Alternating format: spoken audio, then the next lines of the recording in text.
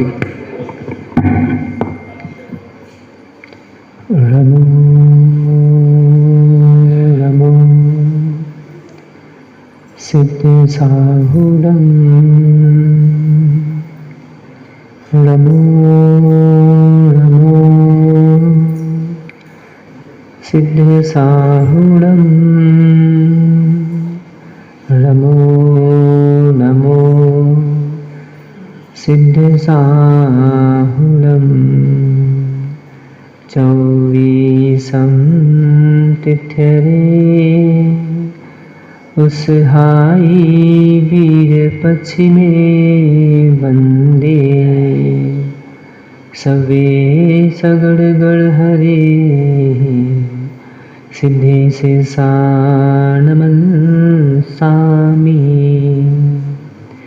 नमिदुण वड्डमाणं परमपाणं जिडं तिसुद्धेन वोच्छामिरयणसारं सायारणयारधं नीलम्। अंतरतीत सिद्ध परमेष्ठी भगवान की 1008 भगवान श्री वर्धमान स्वामी की 1008 मुल्ला भगवान श्री पद्म प्रभु स्वामी के परम पूजनीय 108 आचार्य भगवान कुंद कुंद स्वामी की परम पूजनीय दीक्षा शिक्षा प्रदाता आचार्य भगवान को 108 विशुद्ध सागर जी महाराज की सिद्धांत शास्त्र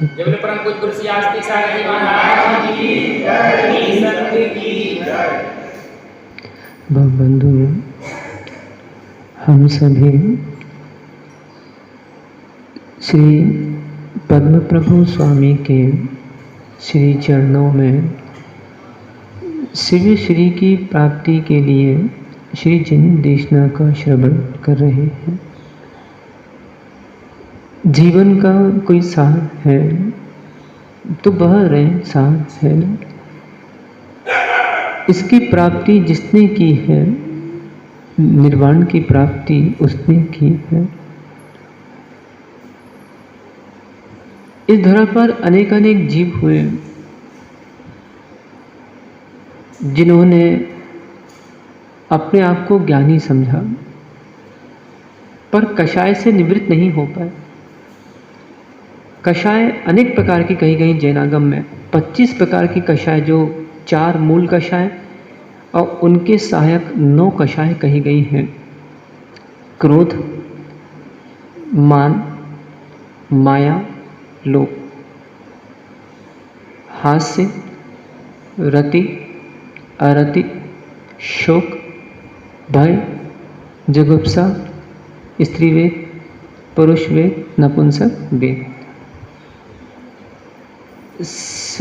आचार्य भगवंतों ने ये कहा है कि जो श्रुत का अध्ययन करने का फल है कि अर्थात कोई माना अध्ययन कर रहा है, पढ़ रहा है, ज्ञान ले रहा है और उसके भावों में उपशम भाव ना आए, कषाय की मंदता ना आए, तो वो ज्ञान किस काम का।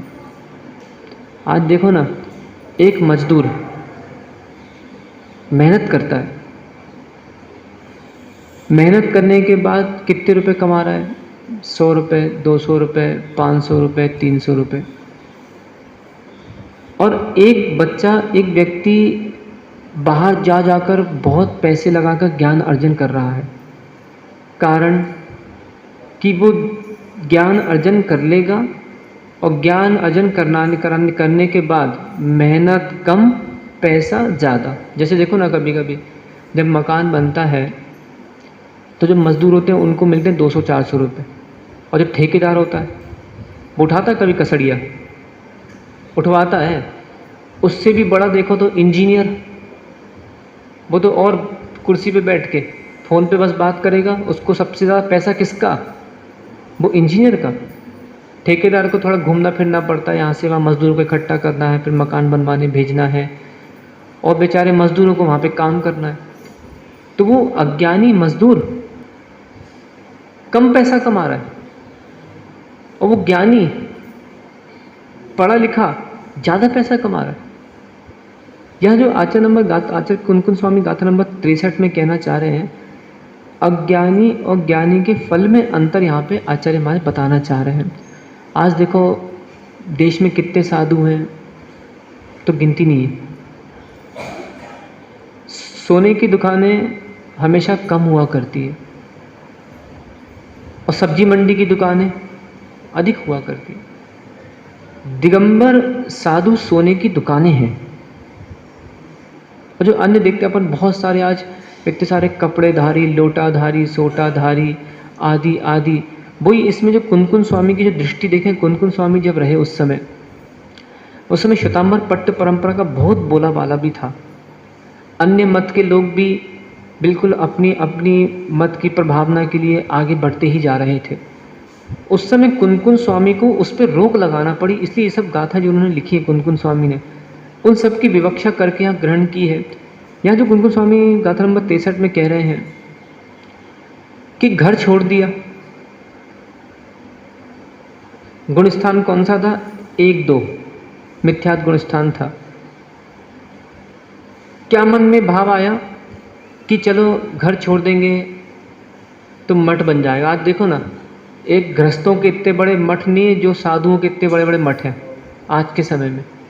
आज देखो आप जाके घूमो, कितनी बड़ी बड़ी संपत्ति, बैंक अकाउंट्स आदि आदि। मैं उनकी बात कर रहा हूँ जो कपड़ेधारी साधु बन जाते हैं, मिथ्या दृष्टि साधु। और ये इतना ज़्यादा अच्छा, फिर अपने अपने मठों में स्त्रियाँ भी रहती हैं, उनके मठों में कारें भी रहती हैं, उनके मठों में सब कुछ रहता है, बैंक अकाउंट्स भी रहता है। तो कुंभ साहब बोल रहे हैं कि जब घर छोड़ने के बाद भी धन पे दृष्टि रखना थी तो घर क्यों छोड़ा? कहते ना, साधु के पास यदि कौड़ी है तो वो कौड़ी का नहीं, और गृहस्थ के पास यदि कौड़ी नहीं है तो वो कौड़ी का नहीं। अगर एकदम गृहस्थ है तो गृहस्थ को धनवान होना चाहिए, साधु है तो साधु को श्रद्धावान, ज्ञानवान, चारित्रवान होना चाहिए। यदि साधु श्रद्धावान, ज्ञानवान, चारित्रवान नहीं है, उसकी प्रसिद्धि नहीं होगी। यदि श्रावक धनवान नहीं है, उसकी प्रसिद्धि नहीं होगी। इसलिए साधु के लिए भी अपने नियम का पालन करना है, श्रावक को भी पैसा कमाना है, परंतु पहले धर्म फिर कर्म। नहीं तो तुम ये मत बोल देना उसमें 4 प्रकार के पुरुषार्थ होते हैं। बोलो कौन से? कौन कौन से 4 पुरुषार्थ है? धर्म पुरुषार्थ, अर्थ पुरुषार्थ, काम पुरुषार्थ, मोक्ष पुरुषार्थ। तो पहले अर्थ की पहले धर्म। विचार करो, जो व्यक्ति सुबह सुबह से 6-6 बजे से दुकानें खोल के बैठ जाते हैं, 7-7 बजे से दुकानें खोल के बैठ जाते हैं, इनको क्रम ही नहीं पता। सोचो, पहले ये लिखा है, पहले धर्म पुरुषार्थ करो, मंदिर जाके पहले भगवान का पूजा करो, मंदिर जाके पहले भगवान का अभिषेक करो, मंदिर जाके पहले कुछ भक्तांबर स्तोत्र पाठ कर लो, उसके बाद फिर अर्थ पुरुषार्थ करो। क्रम पता नहीं है तो बाद में फिर अक्रम को प्राप्त हो नहीं पाते, केवल ज्ञान की प्राप्ति नहीं हो पाती। आज देखो ना, बहुत सारे ऐसे श्रावक हैं जिन्होंने धर्म पुरुषार्थ नहीं किया। तो ये पुरुषार्थ के बारे में भी देखिए, जो लिखा है क्रम, तो क्रम पे भी चले अपन। तो यहाँ ये कह रहे हैं कि एक व्यक्ति ने घर छोड़ दिया, मिथ्या दृष्टि साधु बन के बैठ गया, और बनने के बाद पता चला कि घर छोड़ा था, वो बोलते ना, ओढ़न लगे कपाट। फिर से बोलो, क्या है वो? हरि चले थे हरि भजन को, ओटन लगे कपाट। अब आज देखो ना, हम लोग भी बिहार करते हैं, बहुत सारे ऐसे साधु जो कि अपने हाथ से चूल्हा चक्की रोटी बना रहे हैं। इसलिए पंच सूना दिगंबर साधु नहीं करते।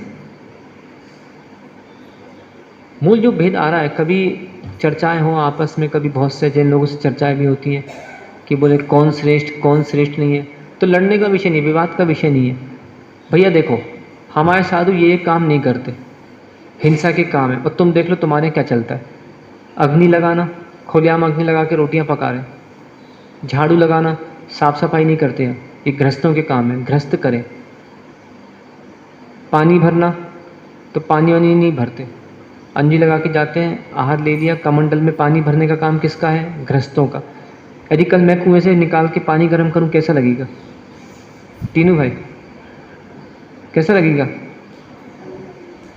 अब कभी अगली बार चातुर्मास होना नगर में, तो जितने श्रावक हैं, जितने पुरुष हैं, ये सब नियम लेना। जैसे मानो चातुर्मास कितने दिन का होता है? उत्कृष्ट 120 दिन का वर्षा योग जैन आगम में लिखा है, कल्प में, पज्जो सवर्ण कल्प में। और देखा जाए तो 105 दिन, 104 दिन आदि आदि, चलो 100 दिन भी मान लो, 100 दिन का चातुर्मास हो गया, मान लीजिए। तो यदि 20 पुरुष भी जिम्मेदारी ले लें, 30 पुरुष भी जिम्मेदारी ले लें, 40 पुरुष भी जिम्मेदारी ले लें, 50 पुरुष भी जिम्मेदारी ले लें कि महाराज का कमंडल एक हफ्ते हम भरेंगे। बताओ टीनू, मन आया? मन में भाव आया कभी तुम्हारे? पप्पू डॉक्टर, मन में भाव आया? सुशील भाई, मन में भाव आया कि चलो महाराज को हम या तो एक काम करें, या तो हम इसमें जाएं, पक्की शौचालय में, वहाँ पे जाके धोएं, या तो एक काम करें, वहाँ नल लगा हुआ है तो वहीं से कमंडल भर लिया करेंगे। संतोष कुमार, भाव आया? कहाँ आया? कमंडल छुआ ही नहीं आज तक। देखो, हमको तो सब मिल रहा है। कमंडल भी घट्टू भाई हमारा दिन भर प्रतिदिन भरता ही है, सुबह भी भरता है, शाम को भी भरता है, कमंडल हमारा भरा पूरा मिल रहा है। पर क्या अपने मन में ये भाव आ रहा है क्या कि मुनिराज को, बिल्ली भाई भाव आया? कभी भरा है कमंडल? कब भरे? पहले जब बच्चे थे, अब होशियार हो गए, ज़्यादा समझ आ गई, अब अपने अपने अपने देखेगी, आपको देखे महाराज दिन भर ही करते रहे, आपको ही देखते रहे। तो ये श्रावकों की बहुत गलत धारणा है। 10 मिनट लगता है मुश्किल से, जैसे 15 मिनट नहीं। वास्तव में मैं कह रहा हूँ, कभी भी ये जागृति आए मन में, ये कभी मत सोचना कि कोई व्यक्ति कर रहा है तो चलो महाराज को सब मिलते रहो, हमें क्या करने।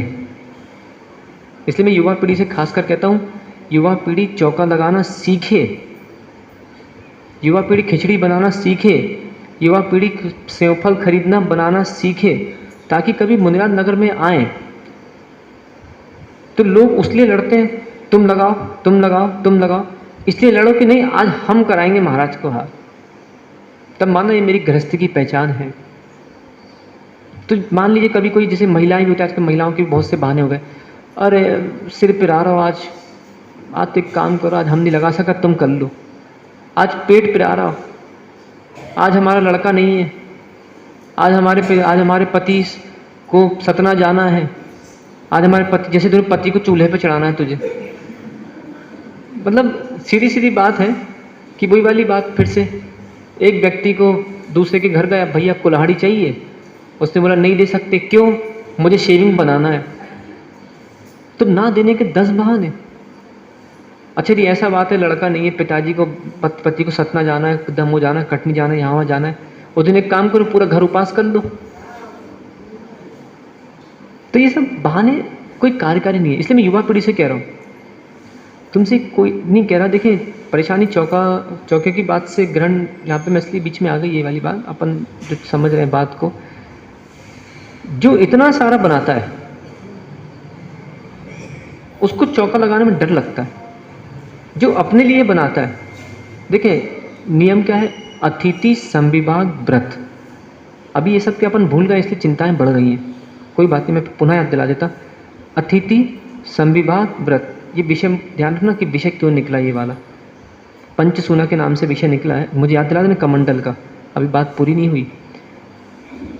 अतिथि संविभाग व्रत, समविभाग यानी अच्छी तरह से बंटवारा करना, इसका नाम ये कहलाता है। अतिथि संविभाग व्रत, अच्छी तरह से बंटवारा करना अतिथि को। श्रावक ने अपने लिए भोजन बनाया, उसमें से थोड़ा हमने बंटवारा कर दिया अतिथि के लिए, बाकी हमने खा लिया। अब तुमने ये नमकीन, महाराज जी ये मावा, महाराज जी ये गुलाब जामुन, महाराज जी ये जलेबी, महाराज जी ये मटरी, महाराज जी ये गुड़ का, ये शक्कर का, महाराज जी ये, महाराज जी खीर, अब 50 चीज़ें बनाओगे तो सिर तो दुखेगा ही दुखेगा। महाराज जी ये सेमफल, महाराज जी ये पपीता, महाराज जी ये अनार, ये पाइनएप्पल, ये अनानास, ये फलाना, ये फलाना, महाराज जी ये सौंफ का पानी, ये इसका पानी, हरा पानी, लाल पानी, पीला पानी। अब साधु भी बेचारा पागल हो गया, अब क्या क्या ले लें इनके यहाँ भैया, और कहीं नहीं लो। महाराज जी इतनी मेहनत से 5 बजे उठे थे, महाराज जी हम गरीब आदमी हैं, 5 बजे से आपके लिए इतना बना रहा, आप ले नहीं रहे।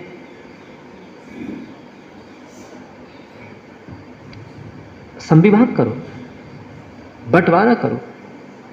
कुछ जरूरी नहीं है कि महाराज जी ये केले के पराठे, महाराज जी ये मिर्च के पराठे, महाराज जी ये सैंडविच, महाराज जी ये रोटी, ये सादा पराठे, ये गुड़ का पराठा। अब विचार करो, इतना सारा भंडारा करोगे ना तो आनंद। मैं समझ रहा हूँ कि श्रावक के मन में भाव रहता है कि हमारे घर अतिथि आए हैं तो हम जो नहीं देते, वो मैं भी समझता हूँ कि एक माँ जो अपने बच्चे को नहीं देती वो साधु को देती है। कोई भी श्रावक ये नहीं चाहता कि हमारे घर अतिथि आए तो उसको हम ऐसे दे दें, उसको बहुत अच्छा बना के दें। परंतु ये जो सिर में भार आ रहा है, मैं इसकी बात कर रहा हूँ, ये भार कभी नहीं आता। अल्प करेंगे, इसलिए मैं युवाओं को खासकर बोल रहा हूँ, भोजन बनाना सीखो। कभी माँ का मन ना करे भोजन बनाने का, मम्मी तुम बैठो हम साधु को आहार कराएंगे। कभी पिताजी का मन करे ना करे चौका लगाने का, तो तुम बोलो पिताजी आप दुकान चलाओ, हम स्वयं महाराज को पकड़ा के आहार करा देंगे। एक लड़का था, शायद बाला बेहट की बात है, मैं बताऊं एक बात। ब्रह्मचारी था, आचार्य श्री विद्यासागर जी महाराज के संघ का। अभी शायद उनकी दीक्षा हो गई, ऐसा मेरे को सुना है, पूरी तरह तो नहीं मालूम।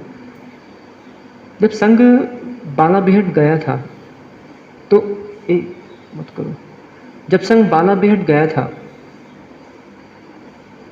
उस समय वो क्या करता था, उसने सामने शटर में, श्रद्धा भक्ति बहुत अच्छी थी, घर तो कहीं दूर था, पता नहीं बाला बेहट के आसपास ज़्यादा लोगों के घर नहीं है, बाला बेहट की बात है जहाँ तक।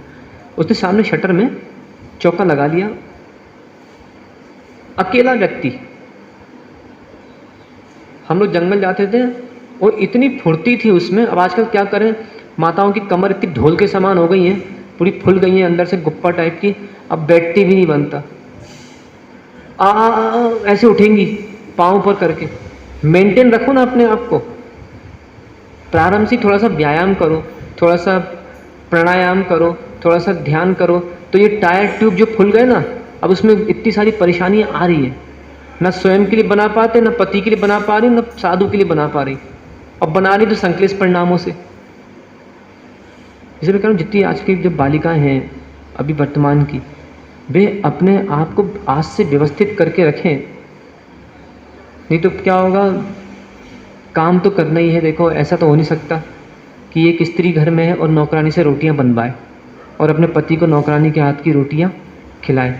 ये तो खैर बड़े बड़े शहरों में जो महिलाएं अपने सत कर्तव्यों को नहीं जानती वो ऐसा काम करती हैं, पैसा दे के कहीं आया माँ रख लेंगी, कहीं कोई माँ रख लेंगे। अरे तुमसे बच्चे संभालते नहीं बनता तो पैदा मत करो ना। अब तुमने 2 बच्चे 4 बच्चे पैदा कर लिए और एक आया माँ रख ली, तुम संभालना, हम जब तक कहीं दुकान चला के आ रहे हैं, हम जब तक कहीं वो करा के आ रहे हैं, कहीं हम तक वो करा के आ रहे हैं। ऐसा नहीं, बहुत सी बच्चों को तो आया माँ ही दूध पिला देती है, बोले बच्चा रोए तो एक काम करना तुम दूध पिला देना, कोई दिक्कत की बात नहीं है। तो ऐसा नहीं, हम अपने सत्कर्तव्यों को समझें। तो बहुत सी माताएं क्या करती हैं कि दूसरे से खाना बनवा दिया, तो इसलिए जितनी बालिकाएं, मैं उनसे खासकर कह रहा हूँ कि भोजन तो जीवन भर बनाना ही है। अभी कल ही ऊपर बाल शिक्षा की कक्षा चल रही थी, कल या परसों नरसों की बात है, तो मैं बालिकाओं को यही समझा रहा था कि तुम लोग भोजन बनाना अच्छा सीख लो, क्योंकि जिसको अच्छा भोजन बनाना नहीं आता उसका घर अच्छे से नहीं चल सकता। क्योंकि भोजन में यदि स्वाद होगा तो जीवन में आनंद आएगा। देखो सीधी सीधी बात है, गृहस्थ साधु नहीं है। मैं बता रहा हूँ कैसे घर को चलाना है, अभी धर्म को चलाने की बात तो बाद में करूँगा। अभी यदि स्वाद हाथ में नहीं है, अच्छा बनाना नहीं आता, तो पति का भी क्या बोलते हैं ना, उसको ज्वर चढ़ेगा, दिमाग में ज्वर रहेगा, उसको भी आनंद नहीं आएगा, वो भी कहीं थालियाँ फेंकेगा, कहीं कुछ करेगा, कहीं कुछ करेगा। और फिर पता चला पूरा घर तितर बितर हो गया। क्योंकि देखिए सबसे पहले सारी चीज़ें अधिकतर भोजन से ही परिणामों की बहुत बहुत विशुद्धि बनती है। ये आपको बहुत मुख्य याद रखना है। ऐसे जितनी बालिकाएं हैं वे बिल्कुल, आज तो देखो सारी सुविधाएं आ गई। आपको यदि किसी को नहीं सीखना, आपका मान इतना तीव्र है, आप अपनी माँ से नहीं सीखना चाहते, आप अपने पिता से नहीं सीखना चाहते, आप अपने दादी से नहीं सीखना चाहते, आप परिवार के सदस्य से नहीं सीखना चाहते, तो तुम्हारे पास इतना बड़ा डब्बा आ गया मोबाइल, उसमें तो सब दे रहे हैं आज के समय में। सीखें, नई नई चीज़ें सीखें। इससे क्या होगा, घर भी व्यवस्थित चलेगा और कभी साधु भी आएंगे तो वो भी व्यवस्थित होगा। कभी साधु भी नगर में आए ना तो पुराने गांव में फ़ोन लगा के पूछा नहीं करो, कहाँ है महाराज ने, कहाँ लाओ तो तुम आए थे, सुनना। अब पता लगा जिसको तुमने फ़ोन लगाया उस दिन महाराज का नीरस था। कछु नहीं बहन, महाराज ने हमारे थे उबली लौकी लाई थी, उबली वो काली वाली मूंग की दाल आती है, वो काली वाली जिससे उल्टी आ जाती है, वो लाई थी, और थोड़ा बहुत नमकीन बना लियो बिना नमक का, ध्यान रखियो नमक मत डालियो, महाराज नहीं लेते नमक। अब वो बेचारी, उसको मन में समझ में आ गया कि महाराज ने ऐसे ऐसे उसके घर में लिया था। अरे और 4 घर में फ़ोन लगा ली थी कि महाराज ने कहा तुम्हारे थे काला हो तो उते कछु और पतो पड़तो कि हाँ महाराज ने हमारे थे खीर ली थी। एक बार क्या हो, एक जगह हम गए थे, कहीं इधर महाराष्ट्र की बात है, जलगांव के आसपास की। तो उस दिन टमाटर का तो त्याग है ही हमारा, टमाटर का त्याग था ही। तो किसी श्रावक ने पूछा कहीं फ़ोन लगा के कि क्यों महाराज ने मतलब क्या क्या नहीं लिया था। बोले महाराज जी लाल चीज़ें नहीं लेते, ध्यान रखना। टमाटर त्याग था तो बोले टमाटर लाल चीज़ें महाराज जी कुछ भी नहीं लेते। अब वो उस चौके में उसने पता कर लिया फ़ोन लगा अलग होके, अब उसके हमारे कहीं ना कहीं आहार हो गए, कोई विधि मिल गई। अब कोई श्रावक किसमिस दे रहा होगा तो दूसरे को क्या बोलते, महाराज जी का लाल चीज़ों का त्याग है, महाराज जी लाल चीज़ें नहीं लेंगे। तो ऐसी भ्रांतियाँ अधिक फैल जाया करती है। ऐसे एक बार एक बहुत पुरानी बात है, कभी कभी क्या होता है, देखिए साधु का त्याग कब पूरा हो रहा है ये बहुत से गृहस्थों को पता नहीं होता। बहुत सी चीज़ें बोली नहीं जाती, बताई नहीं जाती। अच्छा डर भी लगता है बता दो तो। यदि माना मैंने बता दिया कि अरे भैया घट्टू एक काम करना, कल थोड़ी ऐसी व्यवस्था बना लेना और थोड़ा सा ध्यान रखना। तो ये देखो क्या रहता है, कभी कभी अधिक उपवासों के बाद, अधिक अंतरायों के बाद संघों में भी किसी श्रावक के घर कह दिया जाता है कि भैया आप पहले से सारी व्यवस्थाएं रखना। पर यहाँ थोड़ा सा मुझे डर लगता है। मान लो बहुत से श्रावक ऐसे रहते, माना किसी से कह दिया, अरे 2 बातें आती हैं, एक उसका मान बढ़ेगा, सुनो हमें तो महाराज ने रात को 9 बजे कह दी थी, कल तुम्हारे थे आए हम, हाँ सेटिंग कर ली थी महाराज ने हमसे। अब बेचारा जो दूसरा था वो गया काम से कि बताओ महाराज हमने कहा चौका लगाओ, आपने तो सेटिंग कर ली, ऐसा होत का। तो पता चला वो महाराज को डांटने आ गया। देखिए भगवती आराधना जी ग्रंथ, मरण कंडिका जी ग्रंथ, इन सारे ग्रंथों में जो छपक की चर्या परिचारक मुनि कहलाते हैं। कौन से मुनि? परिचारक मुनि या निर्यापक मुनि। एक निर्यापक की परिभाषा ये भी आई है, निर्यापक मुनि जो छपक साधु की सेवा करते हैं, आचार्य के द्वारा वो साधु लगाए जाते हैं। जैसे घरों में व्यवस्था रहती है, एक पिताजी लगा देते हैं, बेटा तुम्हें इतने बजे तुम्हें इस दुकान पे बैठना है, तुम्हें इस दुकान पे बैठना है, तुम्हें बिजली का बिल भरना है, तुम्हें पानी का बिल भरना है, तुम्हें झाड़ू लगवाना है, तुम्हें पोछा लगवाना है, सबको काम बांट दिए। ऐसे मूल संघ के आचार्य सबको काम बांट देते हैं, आपको ये कार्य करना है। उसमें लिखा है साधु की समाधि के समय बुद्धिमान श्रावक चाहिए वहाँ पे, और बुद्धिमान साधु चाहिए वहाँ पे। हर किसी को वहाँ पे प्रवेश नहीं है, जिनको तूफान आता है बार बार। अब माना वो वहाँ छपक को छींक आ रही है या छपक को नाक आ रही है, अब वो बेचारा वहाँ पे साधु या श्रावक चिढ़ गया, कहाँ है जो ही करत रहे काम। अब बेचारा पता चला कि उसकी असमाधि हो गई, वो सोचे कि किसको रख दिया मेरे पास में। तो जिनके शांत परिणाम है, जो निर्विचिकित्सा अंग से पूर्ण भरे हुए हैं, इन लोगों के लिए बुलाया जाता है वहाँ पे छपक के लिए, बैठो बैठो।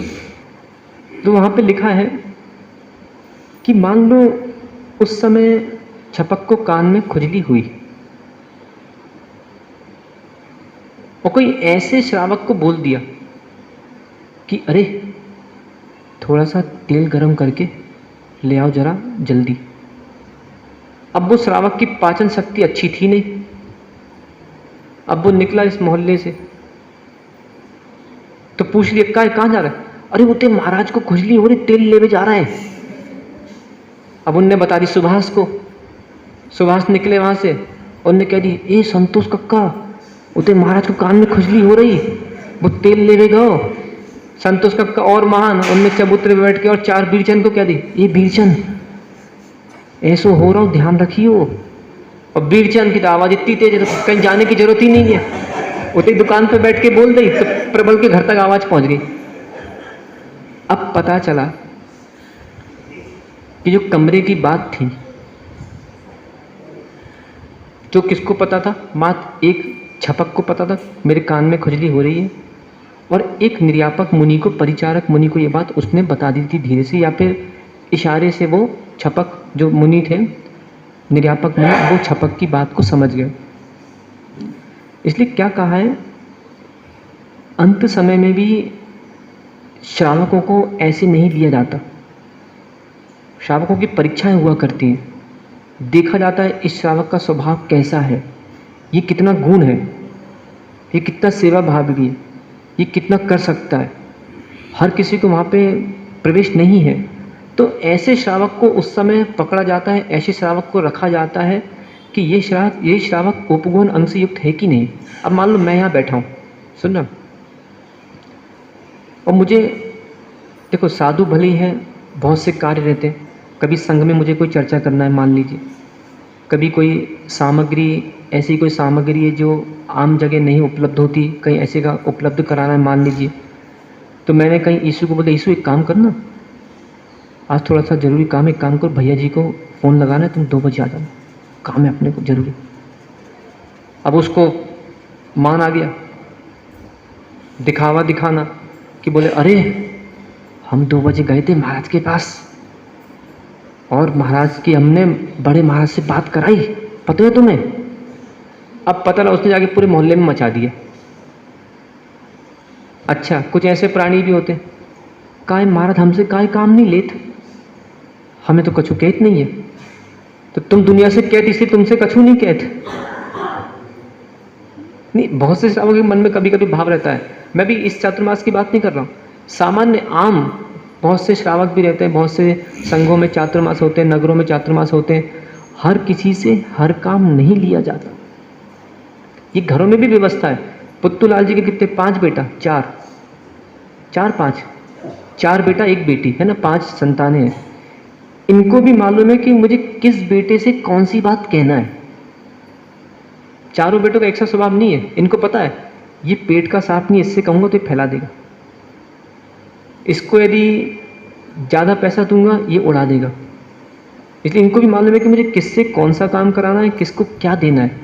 ऐसे ही निर्यापक जो रहते हैं, निर्यापक मुनि, सबसे अलग अलग काम रहते हैं। कुछ ऐसे मुनिराज उस समय रखे जाते हैं जो कि अच्छे मनोज्ञ यानी जगत प्रसिद्ध हो, जिनकी प्रवचन शैली व्यवस्थित हो। तो ऐसे हर किसी को उस समय प्रवचन नहीं देते, ध्यान रखना।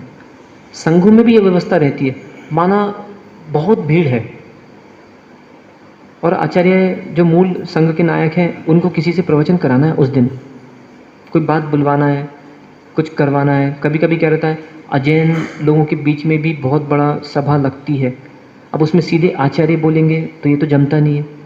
सबसे पहले क्या होता है कि छोटे साधु बोले जाते हैं, उनके गुणों का व्याख्यान, उनकी उपलब्धियाँ, उनकी पूरी चर्या क्रिया जनता को पहले बता दी जाती है। इसका क्या उद्देश्य कि जनता प्रभावित हो जाए। जैसे कभी लड़की देखने गए होंगे ना, सुशील भाई गए थे, उसके बाद लड़की के बारे में बताया था कि नहीं, किसी ने बताया था कि नहीं, कि लड़की ऐसी है, लड़की ने ये पढ़ा है, लड़की अब बाद में बदल गई वो भी नहीं कह सकता मैं, बाद में क्या हो जाता है उसके बारे में मेरा कोई व्याख्यान नहीं है। पर पहले क्या होता है, पूरी बताई जाती है, लड़की शांत है, नीचे देख के चलती है, हाँ, भोजन अच्छा बनाती है, घूंघट डाल के रहती है। अब बाद में उतर जाए तो मैं नहीं कह सकता उसके बारे में, पर प्रायः उसकी सब बता दी जाती है। तो मन में क्या रहता है, ऐसी कौन सी परी सीता है, चलो देख तो आए, मिल तो आए। तो ऐसी संघों में भी रहता है। व्यवहार क्रिया में नेता वगैरह भी पहुंचते हैं तो पहले उसके बारे में कोई दूसरा व्यक्ति एक वक्तव्य देता है। अभी कभी यहाँ भी रहते हैं तो जैसे समाज के लोग कभी जाते हैं तो, खैर मैवा में ऐसा नहीं है, इतना प्रेम वात्सल्य मैवा में नहीं है। ये तो बहुत सी जगह समाजों में क्या होता है, सब लोग पहुँचते हैं तो बताते हैं, महाराज जी ये हमारे अध्यक्ष हैं, ये हमारे मंत्री हैं, ये हमारे, खैर मैवा में सभी अध्यक्ष हैं, कोई ऐसा वो नहीं है, सबका अपना अपना रुतबा है, सबका अपना अपना शैली है, कोई चिंता वाली बात नहीं है। पदवी दी गई है सुनील कुमार को कि भैया तुम अध्यक्ष हो, पर सब अपने अपने अध्यक्ष स्वयं हैं।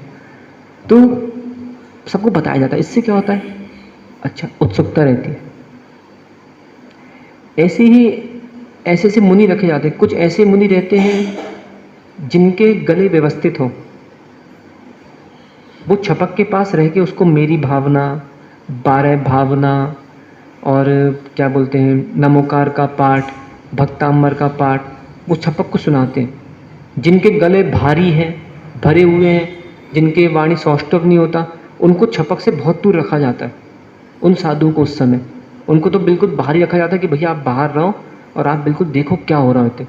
अच्छा, कुछ ऐसे ऐसे मोटे मोटे कांच लगा दिए जाते हैं ताकि कभी घर वाले आ गए, परिवार वाले, कुछ परिवार वाले भी ऐसे रहते हैं। मैं बता रहा हूँ, यदि किसी के परिवार में ऐसे साधु बने, कभी सदस्य को छोड़ दिया, अब कभी उनकी समाधि तो लड़ने मत जाना उनके मूल आचार्य से कि तुम लड़ने चले गए कि नहीं हम सेवा करेंगे, हम ही अकेले हैं और कोई नहीं है, हटो सब तुम लोग दूर हो जाओ। ऐसा कभी भी कहोगे पूरी समाज उस साधु से दूर हो जाएगी। हमने तो उदाहरण देखे, जिन साधुओं की समाधि में उनके घर वाले लग गए उनके साथ, या तो फिर हाँ, या तो वो भी सामान्य श्रावक बन के लगे। यदि उनको भी साधु की सेवा करना है, छपक की सेवा करना है, उस समय ये नहीं चलेगा कि हम महाराज के भाई हैं, हम महाराज के पिताजी हैं, हम महाराज के माँ हैं, हटो दूर हो। एक बात मैं ही बताऊँ, एक बार इंदौर की बात है। एक बार आचार्य महाराज का आहार हुआ एक महाराज के साथ, बड़े साधु थे। तो वो क्या हुआ कि अब हमने पाटा रख दिया, हम पूरी व्यवस्था देख रहे थे चौके की, बहुत भीड़ थी, बहुत जनता थी, और हमारा उद्देश्य था कि दोनों महाराज के, आचार्य महाराज के भी और उनकी भी अच्छे से साथ में आहार हो जाए। तो सारी व्यवस्था हम संभाल रहे थे कि किसी प्रकार का कोई श्रावक को मना भी नहीं किया जाए, सबको अंदर प्रवेश दिया जाए और बिल्कुल शोध के साथ निरंतर आहार हो, दोनों साधु एक दूसरे को देख भी सकें चौके में कैसा क्या आहार ले रहे हैं और आपसी में प्रेम भी बना रहे। तो हमने क्या किया, आचार्य महाराज का पाटे से बैठा ना स्पर्श, ऐसे हमने आचार्य महाराज का पाटा लगाया और सामने उन मुनिराज का पाटा हमने लगा दिया। तो वो उनके साथ में थी, तो उनकी मम्मी थी जहाँ तक, वो आई इतने गुस्से में, ये पाटा किसने लगाया है, ये वहाँ नहीं बैठेगा, इसको यहाँ बैठाओ, यहाँ बैठेगा वो। अब मन में भाव आया, हमने कहा बता, सब व्यवस्थाएं बिल्कुल बन रही है, तो इस समय क्या करना है, कुछ कुछ उपेक्षाएं रखना पड़ती है, बहुत सारी चीज़ें ध्यान रखना पड़ती है। तो उस समय क्या होता है कि जब मान लो किसी परिवार के सदस्य या तो सामान्य जनता बन के ही आए, समाधि के काल में बता रहा हूँ, तो बहुत अच्छा होगा। यदि कहीं आप ही लग गए, मान लो कभी कभी ऐसा होता है ना कि माना आप ही लग गए सेवा में, तो फिर जनता आपको छोड़ देगी। फिर जनता क्या बोलेगी, अरे इनके घर की बात है, अपन दूर हो जाओ। फिर जनता सेवा में सहयोग नहीं कर सकती। ये तो देखें स्वाभाविक व्यवहार क्रिया, इसको कहने की कोई बात नहीं है। तो अलग अलग साधु, 48 साधु कम से कम एक समाधि में चाहिए पड़ते हैं, और ज़्यादा से ज़्यादा 48, कम से कम 2। और देखा जाए तो कौन किसकी समाधि कराता है। 1000 साधु भी होंगे और आपके अंतरंग में कहीं घर का मोह होगा, आपके अंतरंग में कहीं धन का मोह होगा, आपके अंतरंग में कहीं निदान चल रहा होगा कि मैं मरूं और मर के मैं अच्छे देव बनूं, मुझे अच्छी वहाँ पे विभूतियाँ मिले। आपकी समाधि नहीं हो पाएगी, सारे निमित्त गौण हो जाएंगे। समाधि कौन कराता है? समाधि जीव के स्वयं के परिणाम कराते हैं। हाँ, परिणाम यदि उथल पुथल हो रहे हैं तो संघ के जो निर्यापक रहते हैं आदि आदि, वे सब संबोधन देने में निमित्त अवश्य बनते हैं। कभी कभी क्या होता है, जैसे जैसे उम्र बढ़ती जाती है व्यक्ति भूलता जाता है, भूल करता जाता है, तो उसको संभालने के लिए निर्यापक साधु रहते हैं कि भाई चलो कोई बात नहीं, देखो अच्छे से करबट बदलो, देखो थूक रहे हो तो देखो पहले अच्छे से थूको, इससे तुम्हारा संयम अहिंसा धर्म का पालन होगा। कभी कभी देखो आहार में माना कि वो छपक ने 50 साल पहले कोई सामग्री छोड़ चुका था और कहीं उसको याद आ गया कि मुझे ये खाना है, मुझे वो खाना है, तो संबोधन देने के लिए साधु रहते हैं कि देखो भाई इतने साल पहले तुम इसको छोड़ चुके थे, अब तुम इसको क्यों खा रहे हो। तो धीरे धीरे देखेंगे कि गिरने की कोई उम्र नहीं होती, एक बच्चा भी गिरता है और एक बुढ़ा भी गिरता है। गिरता है कि नहीं बुढ़ा। इसमें बहुत से जो बूढ़े हो रहे हैं, एक बार बीच में फिर से व्यवहार ज्ञान दे दो, जिनकी उम्र 70-80 साल की हो रही है, यदि उनको ऐसा लग रहा है जैसे वो दादी पीछे बैठी है, और भी लोग हैं, हाँ ये चश्मे वाली, तो इनको भी ऐसा लग रहा है कि अब हमारे पैर लड़खड़ा रहे हैं, तो तीसरा पैर खरीद लेना, मैं सही बता रहा हूँ। क्योंकि जितना धर्म चल रहा है, लड़खड़ाते लड़खड़ाते मंदिर आ रहे हैं, लड़खड़ाते लड़खड़ाते घर का कार्य चल रहा है, उमंग है, पर कहीं ऐसा ना हो कि थोड़ा सा पैर फिसला तो पता चला पूरी क्रिया समाप्त। इसे तीसरा पैर यानी एक लकड़ी, आजकल तो बहुत अच्छी अच्छी सुविधाएं आ गई, 4 पहिए वाली भी आ गई हैं, और उसको आप लेके फिसल भी सकते हो, मतलब फिसलना मतलब उसको लेके ढरका के, मेहनत नहीं लगेगी आपको उठा के रखने में, बहुत सी सुविधाएं आजकल दी गई हैं, तो ये बहुत आवश्यक है। किंतु कभी कहता है इतने जोश में अपन ना आए, और ये कभी ना सोचना बूढ़े होके कि दूसरा क्या सोचेगा। दूसरा तो ऐसा है, उसका तो सोच चलती रहती है, वो तो कुछ भी सोचेगा। अपन को अपने शरीर की रक्षा करना है। देखो जल्दी मरने से कोई मतलब है नहीं है, मैं सही बताऊँ। जिनके मन में भाव आता है हे भगवान कल मर जाएं, हे भगवान परसों मर जाएं, ये कौन है? जिनको संतोष नहीं है वो लोग मरने की बातें करते। हमको ये भी चाहिए, ये नहीं मिल रहा, हे भगवान हमें उठा दो। तो एक बार वो सुना होगा ना, बहुत पुराना एक वो है, व्यंग है, वो पति पत्नी का एक बार झगड़ा हो गया आपस में, तो वो पत्नी बोलती है कि हे भगवान मैं तो इनसे तंग आ गई, मुझे उठा तो लो। पति बोलता है नहीं नहीं हे भगवान मुझे उठा लो।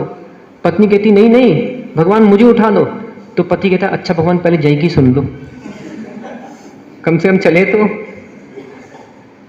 तो इसलिए कभी भी ये मन में विचार मत लाना कि मैं मर जाऊं। देखो मरोगे भी, यहाँ तो कम से कम अभी यहाँ पे हो तो भगवान का पूजा मिल रहा है, अभिषेक मिल रहा है, भाव अशुभ भी हो गए, ठीक है 24 घंटे में भाव अशुभ हो गए तो कम से कम 4 घंटे अशुभ हुए, 20 घंटे अच्छे से रहे, सब कुछ रहा। मरने के बाद कहीं संश्लेष परिणाम से मरण होकर नरक चले गए तो वहाँ तो शुभ भाव कभी होते ही नहीं है। वो तो जब कब होते हैं, जब कोई तीर्थंकर आदि को निर्माण हुआ तो कुछ क्षण के लिए जीव को वहाँ पे शांति की अनुभूति होती है। तो इस प्रकार चलो विषय अपना थोड़ा सा और वो हो गया। यहाँ पे वही अज्ञानी ज्ञानी का विषय अपन कल पुनः समझते हैं, पर आज इतना निर्णय करके उठना है कि ज्ञान कार्यकारी वही है जहाँ पे उपशम भाव की वृद्धि होती चले, और अपन कल इसको समझेंगे कि अज्ञानी और ज्ञानी के फल में क्या अंतर है। रक्षा करो जीव की रक्षा करो, जीव की रक्षा करो जीव की रक्षा करो। यदि नहीं की रक्षा जीव की तो चलती रहेगी दुकान कर्म अजीब की। भगवान आदिनाथ स्वामी की